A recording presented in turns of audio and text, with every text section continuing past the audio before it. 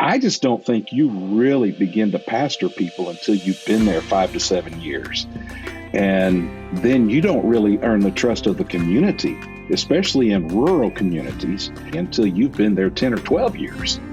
To really have an effective ministry in a rural community, a long tenure is, in my opinion, necessary, at least very valuable, I'll say. Welcome back to the Rural Renewal Podcast. We are so grateful that you keep listening to us and keep participating in these conversations that we have with authors, with pastors, with people in ministry as they navigate rural life and rural church. And Chris, what was something that our church is planning on doing in the next couple of weeks? Yeah, so it's that time of year in New England. It's apple picking. Not that this is only a New England thing, but it's apple picking time. Spoiler: this is like one of Kathleen's favorite activities. Her birthday is in the fall. It's the end of September, and oftentimes when we've been able to work it out, even sometimes without the kids, if they're in school, we've gone and apple picked on your birthday. It's one of your favorite activities. So, I just love it so our much. Church, for a long time, soon after we got here, I don't even remember exactly how long this has been going on, but we started. There's an apple orchard. There's a lot of apple orchards around us. There happens to be one kind of pretty close by. It might be the closest geographical. I'm not sure, but anyway, it's a kind of a no frills apple orchard, and that they have a ton of apple trees, lots of different variety of apples, but they have like donuts and stuff like that. But they don't have none of the other kind of fair kind of stuff that goes on some places apple picking. You know, like there's an apple orchard around us that has like a little petting zoo there, and there's tractor rides and things like that. None of that happens at this apple orchard. It's just picking apples on the side of a hill in Vermont in the fall. So we have done it for years as a church. It's a beautiful thing. Over the years, it's been one of these fun things that has been like a next step for whoops, as I knock my mic over, has been like a next step in inviting people into our church community. I think you particularly, Kathleen, I think some of it is your joy for the apple picking, have been great at inviting families in. So, a lot of people from church go, but almost always there's like 2 or 3 families or couples or a person from, who is there who has a bit of a connection to church, but also not like that, it's a kind of, you all have people at your church like this who are connected, but who are definitely not part of your church yet. And not that all of those people who have sometimes come once or twice to apple picking have become part of church, but it has been a way that we have seen people actually get more connected. They get to know a lot of people from church. And it's been great over the years as a way to kind of do community. And it's a ton of fun, and the apples are delicious. So I'm sure I'm missing some details. I mean, no, I think that my favorite, it's just a beautiful location. There's mountains nearby, and with the foliage, it's just a really lovely place to hang out. And then a lot of times we pick apples and then we stand around or sit around and just hang out. And it's an excuse to gather together and to do an activity together. But there's no program, there's no agenda. It's just spending time together. And I think it's easy to feel like something has to be productive in order for it to be valuable in church, but also in life. But it's such a lovely experience just to enjoy God's creation together and to spend time together. And it's just one of my most favorite things to do in the fall, probably year round. I enjoy going a lot. So that's one thing that we tend to do every fall. And it looks like the weather will be fine because we haven't got rain forever. And so I anticipate not getting rain in another week or so. It has been dry. We say it's been dry by Vermont standards, not compared to places across the country, but it has been dry. No, we understand some of our listeners understand dry in a whole different way. But we haven't had much rain in the last few weeks. But it has been, okay. Oh, no, you can. I was just say, I think it for me, it has been a reminder, the apple picking thing, that of the way in a rural church, in a rural community, that you can, and a small church, that you can really work towards building community, like it doesn't need to be programmatic, and not that. I mean, if you're a pastor in a rural church, you know that it doesn't need to be programmatic, but that sometimes we still feel that draw towards trying to do something that that has kind of a point to it, and that is good stuff. We do all sorts of stuff at our church that has a point. Whether it's helping somebody out, doing kind of community servicey kind of stuff, whether it's getting together to learn something together, or to try to help people grow in an area that they need to grow. We do lots of that kind of stuff, but sometimes it is great. And some of the best stuff we sometimes do is just getting people together to do stuff that is fun and doesn't have an agenda, and gives space for them to build relationship in a more deep and meaningful way. And we have just sort of stumbled into this one over the years. Other stuff we do like this too, and I think over time I have seen that oftentimes the most fruit at our church is born out of some of these experiences. I have heard people in the apple orchard having conversations that got surprisingly spiritual when they're just picking apples, and that probably in some ways made more of a difference in somebody's life than something I might have said during a sermon, or even one of your brilliant sermons, Kathleen. So yeah, well, thank you. I think there's real value in it. So this is one of these hard things, right? Like often these ideas have to kind of be, or I don't think we had no grand plan the first time we tried this, that it would become something we did every year or anything like that. It was just a random idea. I don't even know who had it. Maybe you remember, Kathleen. I don't. But it just came up and we did it. And so I don't know that you can like make these things happen non-organically. That sounds like a really weird way to put that, but you kind of have to. But you have to find, just they have to kind of come to the surface. But you have to, when they do, it's, lean in, I think is maybe my advice. I don't know that you can manufacture. There's the better way to put it. You can't manufacture some of these.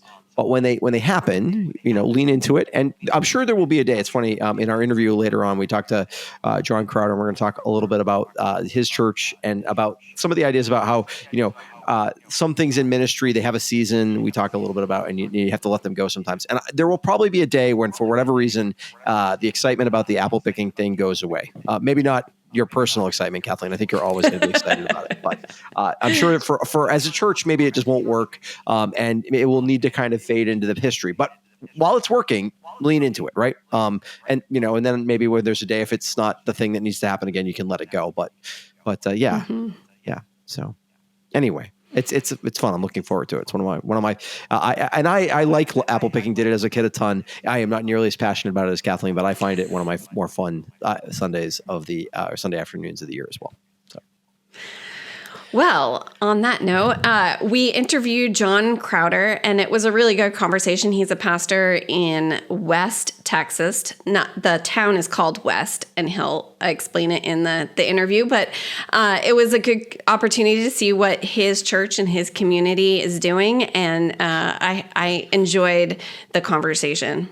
Yeah, and as part of it, we're going to talk a little bit about, we talk a tiny bit about a book he wrote, just recently came out, that we weren't even completely aware of before the interview. Well, we were before the interview, but not when we first reached out to him for the interview. You can find out about this. It's the links in the description below, and it is going to be an opportunity to read along with it. We talk about this later, but you can read it along, and we're hopefully going to have him back on the podcast pretty soon to talk about the book, which is about kind of disaster relief kind of things and how a church can navigate. How a church and leadership in a church can be prepared to kind of navigate that well. So it was good stuff, really good. It was I'm glad to have gotten to know John a little bit better. Well, without further ado, let's listen to the interview.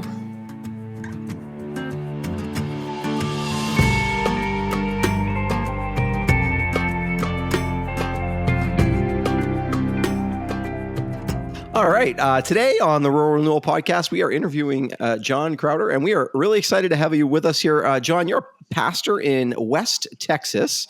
And so today we just really want to get a chance to know a little bit about you, a little bit about your church and some of the things that you're doing there. And so I guess we'll start off with you. Kind of where did you grow up, and how did you come to faith? Those kinds of biographical story details. Yeah, well, thank you. I appreciate that. I grew up not far from here. I grew up in Waco, Texas, which is Central Texas. And by the way, I'm from West Texas, not the region of West Texas. And that gets confused often. So we call ourselves the Okay. to help people make that makes sense. distinction. So so I've been in the for a little over 30 years now, but I was grew up in Waco. I was raised in a Christian home. Church was a part of my life, my whole life. Dad died when I was about 8 years old. And this is more than you asked, but the short version of the story is our pastor came to the house. And, back then you had hundreds of people that would just show up at your house when there was a death in the family. They'd all bring the same casserole and, they'd all talk for hours and nothing for little kids to do. Well, there are 4 of us children, and my pastor showed up, took us out into the backyard. He was in a suit and tie because that's what preachers wore back then. And he sat down in the grass with 4 kids to take care of us, to answer questions and help us wrestle with the loss of Dad. And I had no idea that God was using that in this way at that time. But later, looking back, I could say, God started my call to ministry with that event because I knew I wanted to grow up to be the kind of guy that would sit down in the grass with kids. So that's kind of my calling, my my Christian journey. Went to Baylor, went to Southwestern Seminary in Fort Worth. While I was at Southwestern, I got to be a pastor's intern in Burleson, Texas. And after seminary, took my first church, little small community. It never was even incorporated. 150, 200 people probably live in that. It's really kind of an informal neighborhood more than a community. But we were there for 3 years. And then the guy that I had worked with in Burleson during seminary recommended me to West because he had been the pastor here back in the 70s. And so upon that recommendation, we made some connections and I got to come here. And we have thoroughly enjoyed our time together. We've been through some rough times, but we've also been able to see God do some great things. So it's a good place to be. That's good. One of the things when I talk to pastors in rural places, oftentimes, especially if they've been there for a long time, that is part of you identify after a while with the place that you're in. That it just becomes kind of part of who you are. And certainly we felt like that. Certainly in our 15 years here in Southern Vermont. So it's an important part of how God just grows that love for your it's for the place and the people. Obviously, the people more than the place, but the place matters too in rural places. So. Well, that's absolutely. Yeah. We've fallen in love with West. It's a unique community. It's we have about 3,000 population of 3,000, give or take. But it was settled by Czech immigrants primarily. And so we are still a very traditional, we're connected to the Czech heritage is what I'm trying to say. And so we are known for our kolaches, which are Czech pastries. Most of the folks in my community are Catholic because that's a part of the Czech culture as well. And so it took us a little while to learn how to say Czech names and to learn a little bit of the Czech lingo that still hangs out in our community and to learn the Czech culture. But now we just kind of feel like we've been unofficially adopted by our Czech friends and family here in the area. So it's a great place. We have always enjoyed our time here. That's great.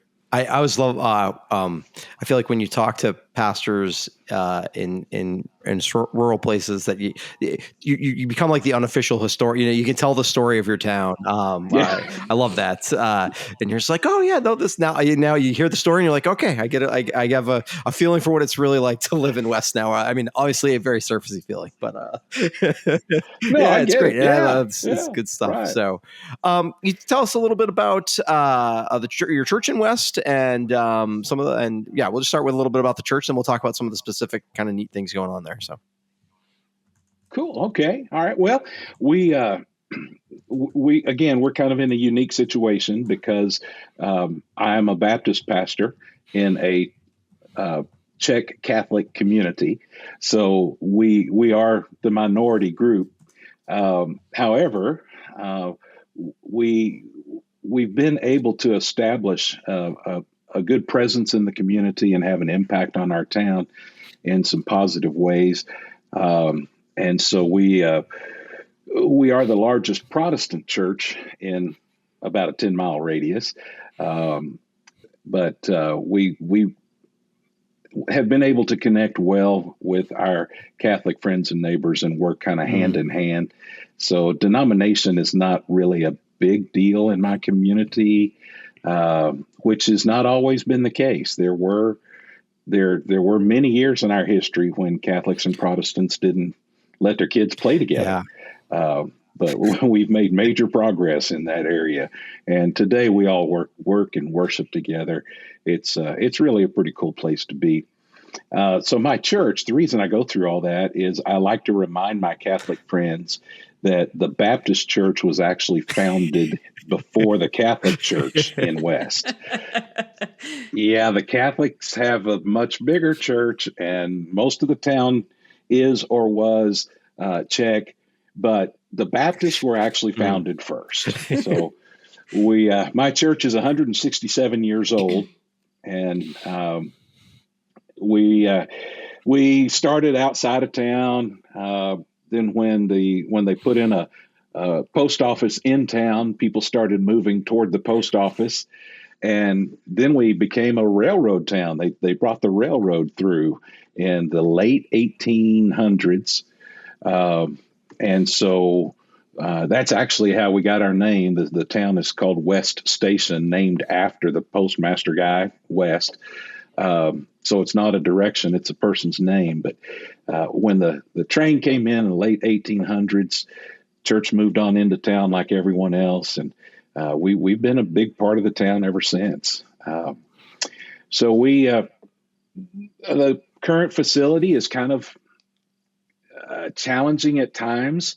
Like many churches, we have one building that was built in the 30s, another building that was built in the 70s, and another building that was built in 2002. And they all kind of connect, but structure issues, roof issues, all that stuff that goes along with a church being in the same spot for a long time. We have a set of what we call plumb lines. They're basically our priorities in our church, our guiding principles. And one of them is that we focus on church health and not church growth, recognizing that growth is a byproduct of health, but we don't want to just do whatever we got to do to grow. We want to be healthy. And God has blessed us over the last, especially the last probably 15 years or so. We have become a very healthy church. We have good communication. We love one another. Each person considers him or herself part of a ministry to one another. So I feel very, very blessed to be in a good, healthy church family. That's good. And do you think that by being there for the long term, that's helped with the health? No question about it. I am a very outspoken advocate of long tenures in pastorates. I don't think, and I, anytime you voice an opinion, you risk division, and I don't ever want to do that. But I just don't think you really begin to pastor people until you've been there 5 to 7 years. And then you don't really earn the trust of the community, especially in rural communities. You don't earn the trust of that community until you've been there 10 or 12 years. And so to really have an effective ministry in a rural community, a long tenure is, in my opinion, necessary, at least very valuable, I'll say. So, I've been here long enough that the folks in the community trust me. And in 2013, we had a terrible disaster. We had an explosion that destroyed a quarter of our town and damaged another quarter. But I had been here around 20 years by then. And so the people in the community knew that they could trust me, and we were able to work together to get through some of that stuff, all because of that tenure. Not only is there trust, but there's also a shared history. Yeah. So that I've been here longer than some of my people have been alive. And so we share a story. Yeah. We've been through the same things together. And so there's already a kind of a built-in community experience with a long tenured pastorate. So there's some real definite benefits to that, and I try to encourage my colleagues to stay where you are for a little while. Yeah, we're in the same page as you. We see the value of staying in a place for a long time, and we told our church we wouldn't come here unless we saw ourselves here for at least 10 years. And then we got to the 10-year mark, and we were like, there's nowhere else we want to go. So I kind of felt like love it here. I'm so like, much. we haven't even gotten started at 10 years. So I'm like, this. I mean, it was great. It was a good 10 years, but I was like, we have. I mean, and you're 100% right about some of that stuff and the way it takes, the length of time it takes in a community to get people to be comfortable with you. And like you said, you grew up in Waco, which isn't that far from West. We grew up not that far. We're New Englanders as well. So we're kind of close to home. And even then, I mean, when from a small town in New England, but still, it takes a long time. I still learn all sorts of new stuff about people in the congregation that I think I know and I do know really well, but I learn new stuff. Oh yeah. And it informs me and how you see God working in their lives. So. Yeah, absolutely. Yeah, that's exciting stuff. I love it when I learn something new about somebody I've known a long time. I'm always like, this informs a little bit. I'm glad and only by giving it time would you have ever gotten to know some of that stuff. So. And in the back of your mind, you're thinking, now I know why you say those things and do those things. Now it's starting to click a little bit. The other thing I think that for sure helped me with some long-term stuff, maybe it was part of when we talk about that 5 to 7 years before you've kind of gotten to that. Yeah. I think at like 5 to 7 years, and not that, I mean, hopefully I tried not to do this as a pastor coming in, but hopefully you don't have too many like, this happened because of something that happened before I was here. This is, and at some point you start to kind of say, well, the stuff that I see that needs fixing is at least as much on me as anybody else. And I've got to figure that out too. And that, God's, because ministry is not just about what we're doing to help other people grow in their faith. It's about growing ourselves too.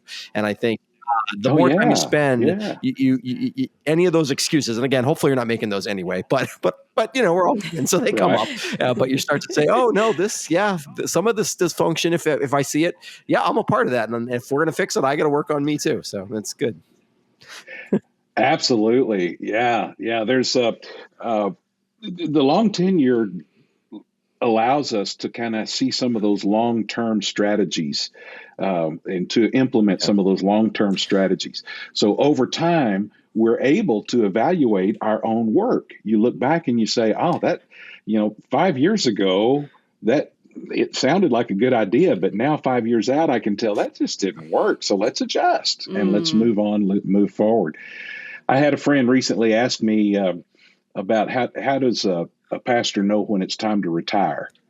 And there are many answers, I'm sure. For me, I think the answer is going to be when I no longer see that next step that I could change, that I could adjust, fix, that I could move forward.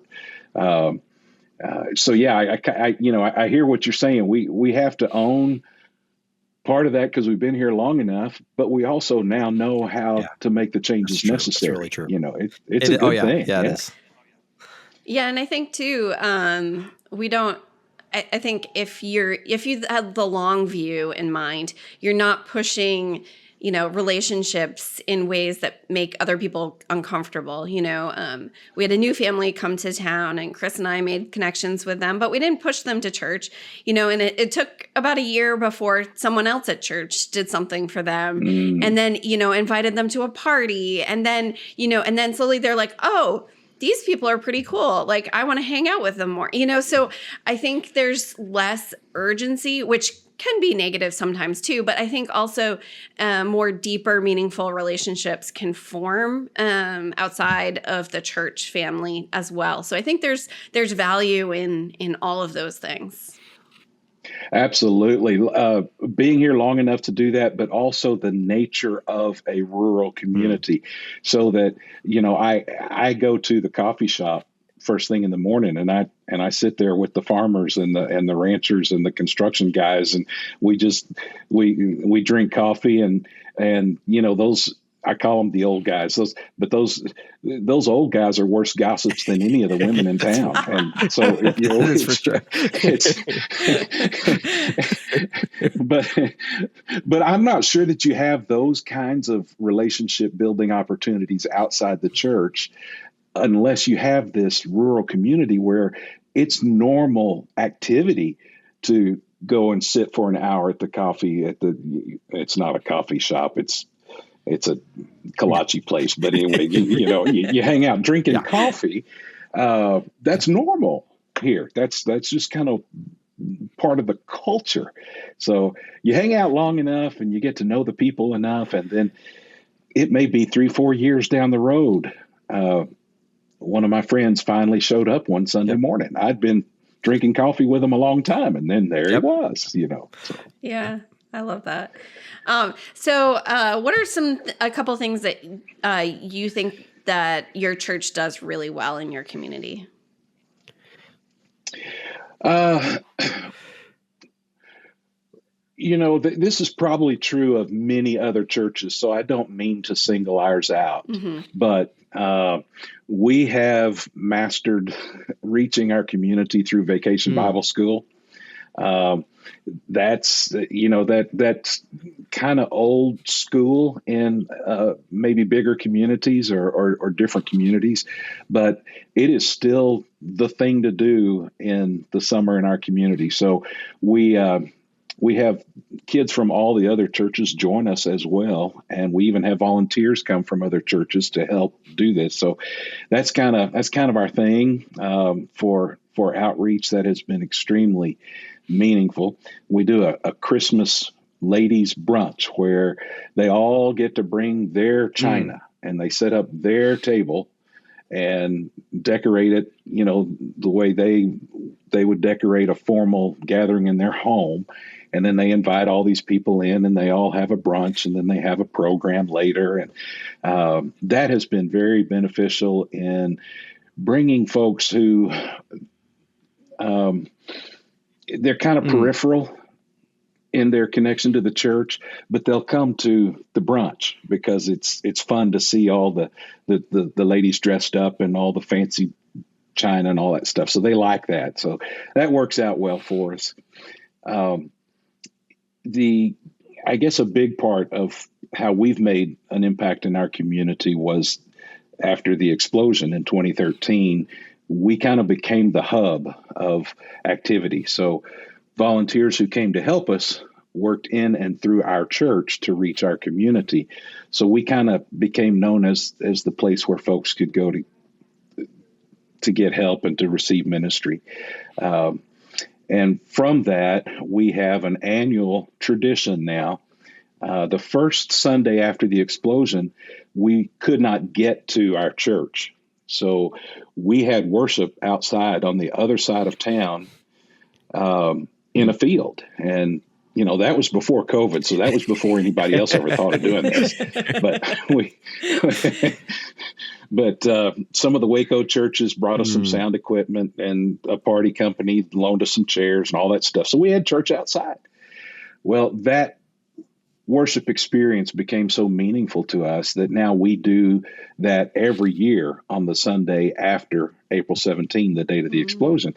And the community comes out and joins us, and they know that they can be there for that one worship service. And it doesn't mean that we're trying to make them Baptist or they have to come back. They can just come and worship with us out there. And so that's really been a meaningful time for us. Yeah, that's really a wonderful, or a way to see God in the midst of, something really kind of hard that happens or terrible. I mean, that happens in a community. I think, we recognize pieces of that with, we've talked on the podcast before about our church fire when we first got here, and how that story, and actually it was funny you say that, because the first Sunday after that we met outside at a park that had where we did baptisms until we got in the new building where we have a baptismal again, but we did baptisms at this little park, and that day was cool. It was under a pavilion. We did that for years. I mean, we would do that once a summer, not always on the anniversary, but right around the anniversary. And it was, so that definitely I can, and a lot of people came to that, especially that first one after, all sorts of people came who were just from the community. And it was just a chance for a church to kind of, in those crisis moments, to say, we are not here because of, we're here to love in the midst of whatever happens, that when the world goes crazy, we are still here, and we're going to love, this is when we do our best work as a church, really. And so I think, it's great to hear. I mean, I can't even imagine what that, for us, it was our building, and we've gone through some other hard times, but to experience something where your whole community, is going through such a tragedy all at the same time together. Yeah. Well, moments like that not only define your church for your community, it also teaches a very important point or lesson, and that is that no matter what I'm going through, God is still God. Yep. His character hasn't changed. So if he was worthy of my worship last week when everything was great, he is still worthy of my worship when my world is falling apart. And so I think it's important to provide that kind of leadership that you did for your people.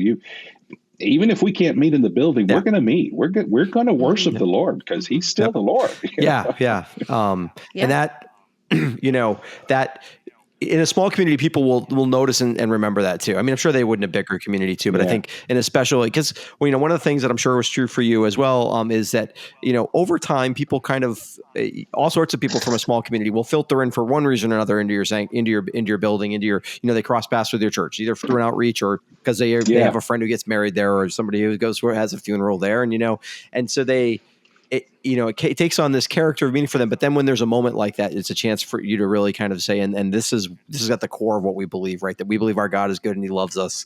And we believed it before, we believe it right now.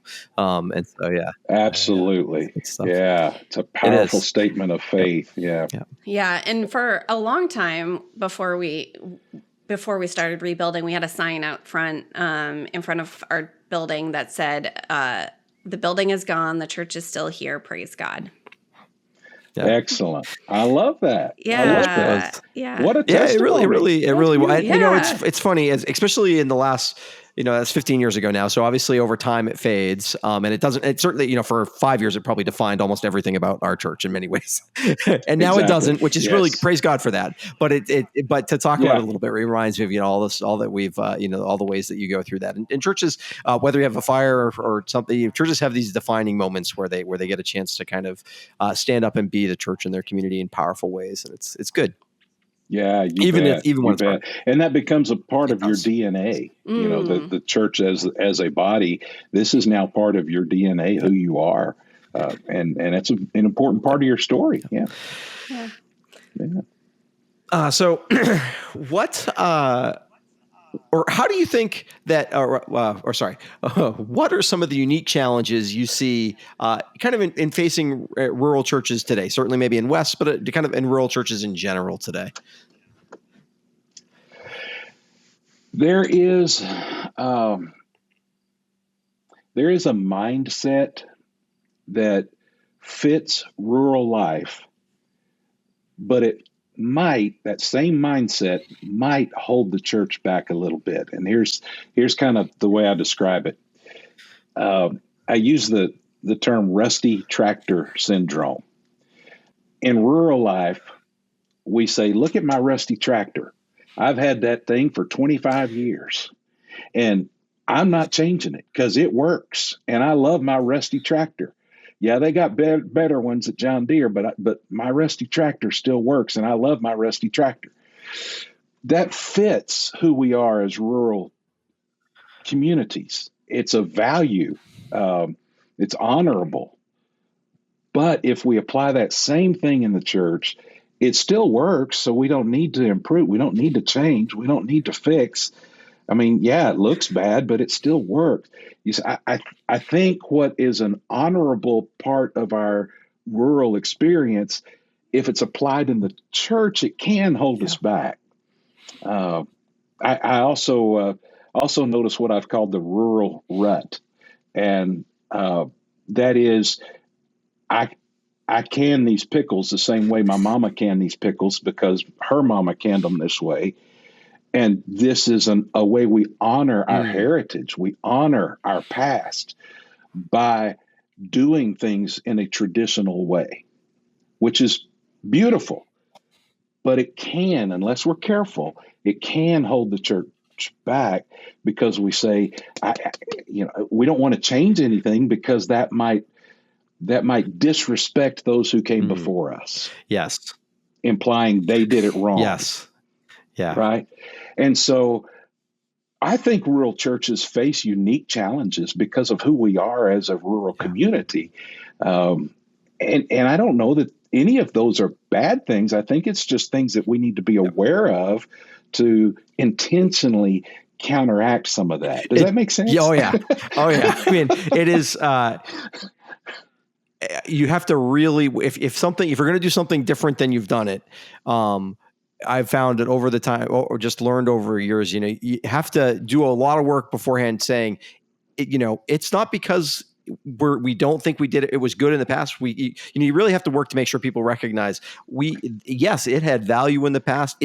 And we appreciate what God did through that ministry, and either maybe a ministry needs to go away entirely, or maybe it just needs to change, it depends on what's going on. But I can say changing it doesn't mean, because people will think it did. And it's understandable, right? Because in rural places, a lot of times, not that everybody's, people in rural towns move around more than they used to, but still, a lot of times somebody knows grandma was the one who started that, or grandpa was the one who made sure that thing happened. And are we saying that he wasn't the person you've got him in your mind to be? It's like, no. They were a great saint of the faith. And, but the world around us changes. And that is, you have to really work through that. And it's, again, not something that will cripple you in a small town, but it is, you can't short circuit the step of helping people work through it. That's right. Yeah. Because we definitely, I think leading a smaller church or a rural church, change is slow, decisions are shared, and communication is key. Yeah. If you can buy into those three principles, I think we can eventually intentionally get through the rusty tractor syndrome and the rural rut. I think that's really good. That's good insight in terms of what some of the things that are there that kind of help us out. So one of the kind of funny stories for this is some background for our listeners. When I first reached out to you, John, I didn't know that you had just come out with a book. You were suggested to me by somebody we both know. And so I said, so I just asked you about an interview, and then subsequently found out you wrote a book about called Anchorpoint, about disaster response, I think, in general. I haven't had a chance to read it yet. So I think one of the things we're going to ask a quick question about it, but I think if you have the time sometime in the future, we'd like to invite anybody listening, if they want to read the book, and then we'll have you back on and talk about the book. Because I saw the book, after I saw it, I was like, boy, this is what we should have talked about. This has been a great conversation too. We can have a conversation about the book too. Thank you very much. If you read it and you want to have me back, I would love that opportunity. Awesome. But yeah, the idea was after our disaster, we had to figure out what in the world do you do? I don't know. You don't know these things. You don't study these things. How do you recover from a true disaster? And then I noticed that the next community after us that had a tornado, they had to figure it all out. And then there was a hurricane, in the coast, and we're all reinventing the wheel. So the book is basically, here are the lessons that we learned, so that hopefully it will give the next community a head start in their recovery. It's still going to be hard work, but if I can just kind of give you a head start and get you going in the right direction, hopefully your recovery can be a little healthier, maybe even a little faster than it might be without it. So that's the idea. That's amazing. Yeah. And a book that at some point it'll be helpful in your ministry, and you want to read it before you need it, I would say, because once the disaster happens, you're not going to have time to read a book for a while. so you want to read. So if you haven't had that disaster, or if you've had one but you know another will come at some point, So I'm excited because I've seen one of the things that happens all the time in talking with rural pastors is, rural places, the church becomes a focal point because there's we are the infrastructure that exists in a town. In terms of, Exactly. there's community there. There's not, not that, churches are important in that way and everywhere, but there's no, I don't know about you, but we have a very loose social services kind of network around us that is just not really set up to help entirely in a situation like that. And by the time outside help gets there, rural people are not going to wait on. This is not to bash FEMA or something like that. That's not my goal. But like when FEMA shows up after a flood for us, we've already been. People in a rural community have already been working on stuff for several days because that's what people in rural places do. So Right. Anyways, I think having the church is going to be the place that's the first step there. And so if we're ready for it a little bit, that's what a gift to the church to have some stuff there. So. Well, thanks. I do hope it's helpful. You touched on a true irony that I've pointed out as well, that nobody wants to read about this disaster stuff. That's depressing. And so they're not going to read ahead of time. But then when they need it, they don't have time to read anything. Definitely not. And so hopefully I use our story kind of as the background for the book. So hopefully the story will guide some interest to encourage people to read it before they need it. But we'll see how God wants to use it. Awesome. Well, like I said, we're excited. I think it's kind of funny that we didn't know about that but I think it's a good opportunity for our listeners. So if you're listening, if people listen regularly, the people who do read the book, we'll have you back on in a little bit and we'll talk about the book. I think it'll be great. And it's wonderful to get to know you a little bit, John. We can all read it together and come back and talk about it a little bit more in depth. But a podcast might be something that could be helpful to a pastor who's experiencing some sort of disaster. Easier than a book. So it could be a twofer, people who read it ahead of time, they can enjoy the conversation and those, and then this can be a resource for other pastors who are going through it in the midst of the chaos of a disaster. Yeah, you bet. I'd love to share that with you. I appreciate that opportunity. Thank you. Well, John, thanks so much for sharing some time with us today on the podcast, and it's been great to get to know you a little bit. And we'll look forward to our next conversation.